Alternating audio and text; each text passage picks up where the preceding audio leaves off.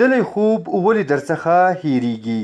لیکنه ډاکټر نیک محمد ویال. هر کله چې د شپې خوب کوو نو په ترڅ کې څو ځلې خوب یا ډریم هم وینو چې تر ډیره خوب لیدنه د خوب په وروستۍ یا دریمه برخه کې رامنځته کیږي.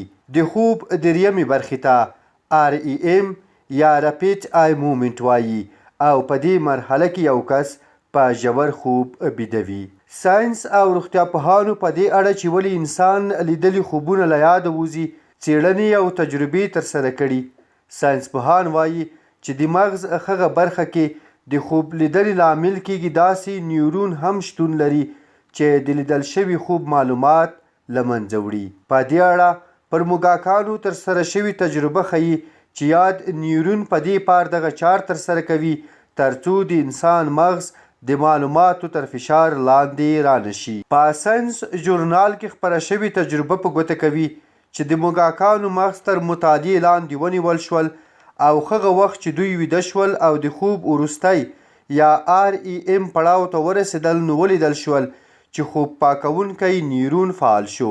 له دغه تجربې ترلاسه شوي معلومات ښیي چې په مغزو کې هیپوکامپس برخه خوب لیدنه نه پرېږدي چې اوږدمهاله حافظې یا لانګ ټرم میموري ته دننه شي، بلکې خوب لیدنه په لنډمهاله حافظې یا شورت ټرم میموري کې ساتل کیږي چې له لږ وخت وروسته او یا هم په بیدارېدو سره له انسان هیریږي.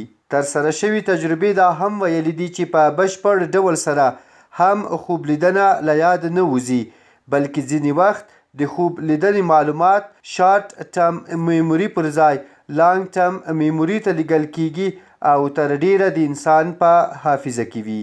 د خوب لیدنې په اړه ډیرې څېړنې ترسره شوي دي چې ولې انسان خوب ګوري او یا هم د خوب لیدنې ګټې څه دي.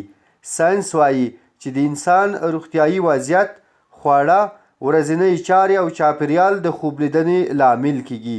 د خوب لیدنې د ګټو په اړه ویل شوي دي چې خوب لیدنه له مغزو سره مرسته کوي ترڅو اړین معلومات ذخیره او نور اضافي معلومات لنډمهاله حافظې ته ورکړي او له منځه یوسي.